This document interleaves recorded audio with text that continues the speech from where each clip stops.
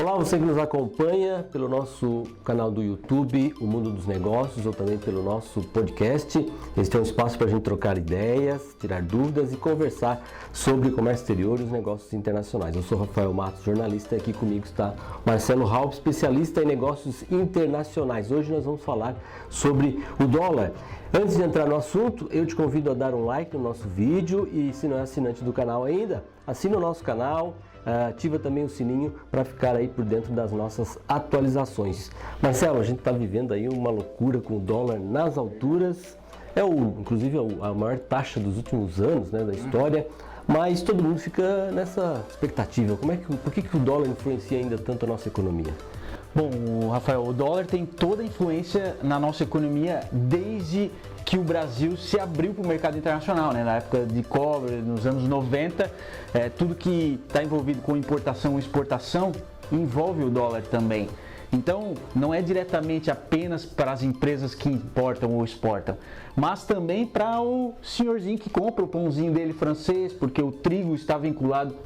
A gente tem dependência do trigo argentino, por exemplo, e o dólar aumentando, o custo do trigo aumenta naturalmente. E o pãozinho vai seguir essa cadeia e com isso a economia toda é afetada com essa variação do dólar, né? Citei o exemplo do pão, sim, mas de toda outra cadeia de suprimentos, de manutenção de economia são envolvidas com esses aspectos onde o dólar é indexado. Talvez aqui todo mundo saiba mais, discute mais a respeito do petróleo, né? Sim. Mas muitas outras coisas têm essa influência, né? Exatamente, a gasolina ali é mais clara pra gente, né?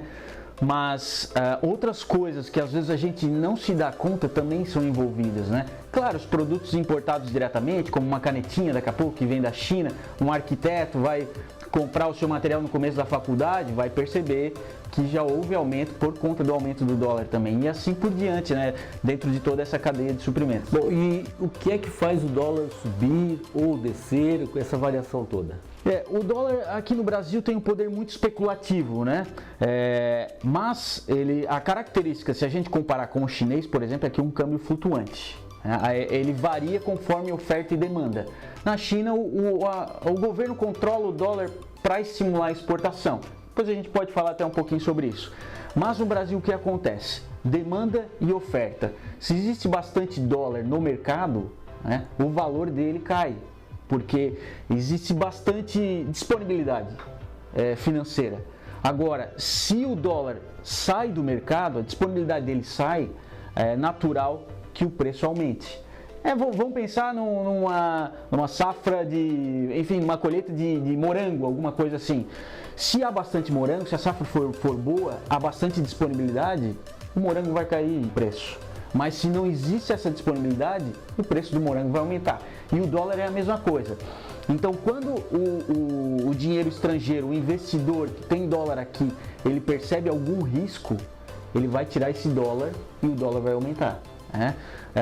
Quando, por exemplo, o governo reduz a taxa de juros, o interesse de deixar aqui, né, o ganho versus risco, ele é menor, então ele pode tirar também.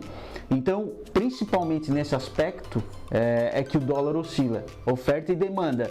E quando que a oferta e a demanda caem? Quando os investidores percebem um risco ou um ganho menor relacionado ao risco. Então, quando o mercado está inseguro, como por exemplo isso que tem acontecido com China e Estados Unidos, o mercado fica inseguro quanto ao que vai acontecer, aí os investidores tiram o dólar daqui, fazendo com que a moeda, que a demanda seja maior do que a oferta e aí o valor do dólar aumente. Você falou aí na questão da China, de como que eles controlam o dólar para incentivar lá os negócios internacionais. Isso também interfere aqui para a gente, porque por mais que a gente possa sonhar em ter paridade de moeda, para os negócios internacionais de um país como o Brasil, não é muito vantagem ter uma paridade no dólar, ter essa desvalorização, ela também tem um significado muito importante, né? Isso, a variação do dólar, ela afeta de um lado a importação, né? O custo fica maior se o dólar aumenta, né? E há um impacto na inflação também, porque a gente depende dos produtos importados.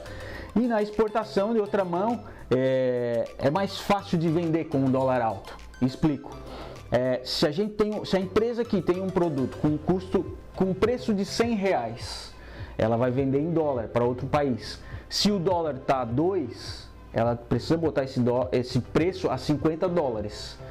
Se o dólar está a 4, ele pode vender a 25 dólares, que a liquidez, a rentabilidade vai ser a mesma.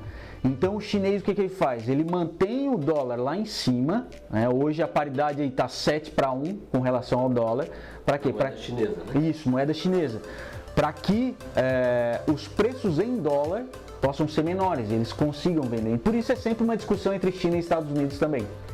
Bom, Marcelo, a gente tem diferentes tipos de dólar comercial, dólar oficial, tem o dólar também para os negócios internacionais. Quais são esses tipos de dólar? Isso, os principais que a gente, o principal que a gente usa em negócios internacionais é o dólar comercial, que é aquele oficial do Banco Central, que a gente avalia para fazer os pagamentos internacionais e os recebimentos. Por quê? Porque hoje ainda não tem uma conta que a gente possa manter os dólares, né? Então, se a gente recebe um pagamento do exterior, ele vai ficar meio que numa nuvem. E aí a gente vai vender esse dólar para o banco e o banco vai depositar em reais, né? Então, esse é o dólar comercial. Na importação, a mesma coisa. Nós temos que fazer um pagamento, a gente vai disponibilizar o recurso financeiro em reais, comprar esse dólar do banco e remeter. Esse dólar nem fica com a gente. Então esse é o dólar principal que a gente acompanha no Banco Central. Para a compra de pessoa física, que é aquele que a gente tem em espécie, a gente já tem o Banco Turismo, né? O dólar turismo, digo. Daí existe a tarifação de imposto de renda, IOF, e o próprio spread da casa de câmbio, que vai tornar o dólar turismo um pouco mais alto que o dólar comercial.